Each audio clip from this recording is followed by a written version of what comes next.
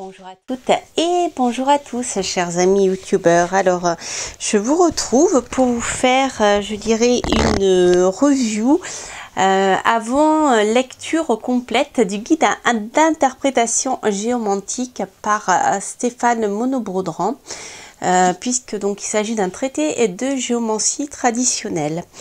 Alors, pour ceux qui ne connaissent pas la géomancie, en fait, il s'agit d'une des plus anciennes techniques de divination qui existent, puisque on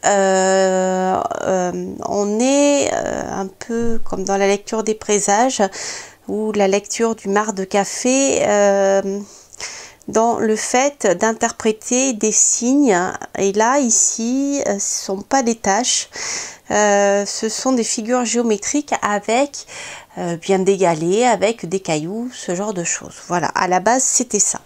Alors, donc je vous en dirai un petit peu plus lorsque j'aurai terminé de lire le livre donc, de Stéphane. Donc il a été bien sûr publié aux éditions Arcana Sacra. Et donc c'est un livre que j'ai rapidement parcouru pour l'instant, que j'ai trouvé très intéressant et qui pour moi a fait vraiment référence à ce que je connais sur le plan des signes en astrologie et sur le plan de l'hermétisme. Alors juste pour rigoler, on avait échangé avec Stéphane par mail d'ailleurs, et il m'avait dit, moi quand j'ai écouté des vidéos que vous avez présentées sur l'astrologie, eh bien je me suis dit mais c'est exactement la même chose que la géomancie. Alors c'est rigolo parce que quand j'ai reçu le livre de Stéphane, donc que du coup j'étais curieuse d'en connaître un peu plus sur la géomancie, lorsque j'ai commencé à feuilleter le livre, je dis mais en effet, mais c'est exactement la même chose que ce que j'ai vu en astrologie. Voilà. Donc c'est vraiment, si Stéphane passe par là, je le salue. Donc en fait c'est très très intéressant parce que si je regarde ne serait-ce que simplement je dirais la bibliographie que voici, on a exactement la même chose, la manière de formuler la question, etc., le thème, le jet, donc le jet de trait, ça me fait penser un peu au Yiking dans l'esprit, la figure géomantique, et ensuite on retrouve exactement, eh bien, comme en magie, comme en hermétisme, hein, on retrouve exactement la même chose, hein, même dans le tarot, les signes de feu, les signes d'air, les signes d'eau, les signes de terre. Après d'autres choses que je ne connais pas encore, je vous en dirai plus tard. Les maisons bien sûr, les dominantes planétaires du thème, les dominantes élémentaires du thème. Pour moi ici quand je lis ça, j'ai l'impression d'être en astrologie, donc je comprends pourquoi Stéphane m'avait dit ça, dans son mail. C'est exactement ça. Détermination de la maison de la question, donc là c'est comme en astrologie, c'est comme en tarot, c'est à dire que si par exemple on veut avoir des questions correspondant à l'amour, au fait de vivre avec quelqu'un, de fonder un couple, là on regardera la maison 7 en astrologie.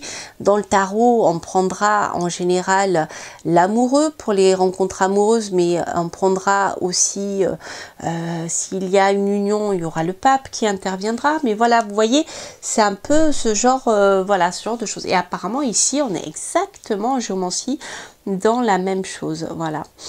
Donc ça c'est vraiment intéressant. Alors d'après ce que j'ai vu, bon je vais pas tout passer parce que écoutez, vous voyez, on retrouve les mêmes aspects qu'en astrologie, conjonction, position, trigone, carré, sextile. Les perfections, c'est des termes, si vous étudiez l'astrologie des anciens, etc., eh bien, on retrouve exactement les mêmes termes. Je dirais, on a ici, je pense qu'avec la géomancie et l'astrologie des anciens, enfin en tout cas celle que je connais le mieux, on se trouve avec le même vocabulaire, je pense qu'on se retrouve avec la même philosophie. Donc c'est très intéressant. On a la part de fortune, comme en astrologie. Voilà, après les figures géomantiques. Alors il existait à un moment, je l'ai eu en ma possession, un oracle qui s'appelait Papus, hein, je crois, où on retrouvait toutes les figures géomantiques. Donc c'était très intéressant. Et on retrouvait Populus, le peuple, la voix, Albus, blanc, etc. Donc ça, c'est des noms, je vous rappelle, que j'avais vus. Ensuite, on a les maisons géomantiques, vous voyez, par domicile, domicile du sujet, des biens, des familiers, du père, des enfants. Donc, je vous dis, comme l'astrologie, hein, le sujet, le domicile du sujet, c'est l'ascendant. Les biens, alors les biens, je dirais, mobiliers, c'est la maison 2. Les biens immobiliers, c'est la maison 4. Domicile des familiers, c'est la maison 3. Domicile du père, la maison 4. Domicile des enfants, la maison 5. La servitude, c'est la maison 6. C'est vraiment... En effet, c'est troublant. Les adversaires ou même le conjoint ou quand on signe un contrat, c'est la maison 7. La mort, la maison 8. La religion, la maison 9. Les honneurs, la maison 10. C'est très très très troublant. Donc il me tarde vraiment d'avoir un peu de temps pour lire ce livre de manière approfondie, je dirais, vous en faire une review un peu plus... parce que pour moi, je veux dire, c'est quelque chose qui tombe sous le sens, voilà. Donc, les amis, la maison 11, les afflictions, la maison 12, etc., etc. Voilà, les questions de la maison 1. Donc, il a beaucoup d'exemples aussi, ça, j'ai trouvé ça intéressant. Qu'est-ce que je voulais vous montrer d'autre? Hop, de toi le ciel t'aidera, n'est-ce pas? C'est-à-dire que, eh bien, voilà. Donc, on retrouve ici les puissances des planétaires. Vous voyez, le soleil, la lune.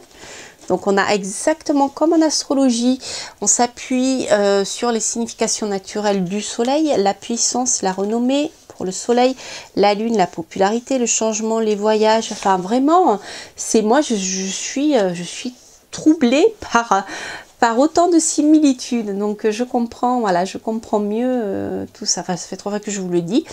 Donc vous avez Mercure, la transmission du savoir, la science, Vénus, la beauté, l'harmonie, le luxe, Mars, la puissance, l'énergie. Voilà, donc vous voyez, c'est vraiment la violence. Enfin, c'est vraiment... voilà, écoutez, Jupiter, Saturne, avec la tête, et oui, la tête et la queue du dragon, bien sûr, qu'on retrouve aussi en astrologie des anciens. Donc ça, c'est très intéressant parce que... et on retrouve tout ça, vraiment alors c'est rigolo parce que en astrologie, moi dans mes connaissances, la tête du dragon me parlerait plus de développement financier et la queue du dragon parlerait beaucoup plus justement de développement spirituel. Voilà. Voilà, qu'est-ce que je peux vous dire d'autre encore? Les figures rétrogrades, voilà, les formations, vous voyez, des... et alors après, je pense qu'au départ, comme c'est expliqué ici, voilà, des figures d'eau, enfin bon, il explique comment jeter, vous voyez, quand on jette les pierres, les galets, les figures qu'elles forment dans les maisons, etc.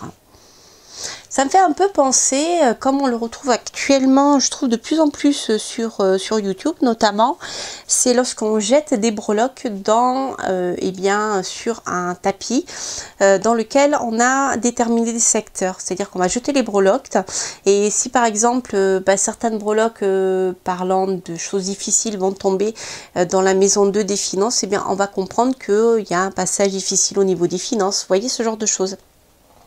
On est ici dans le même état d'esprit, on jette les breloques et le hasard qui n'en est pas un va faire que certaines breloques plus ou moins positives vont tomber dans un secteur de la maison. Voilà, ça me fait vraiment penser à ça.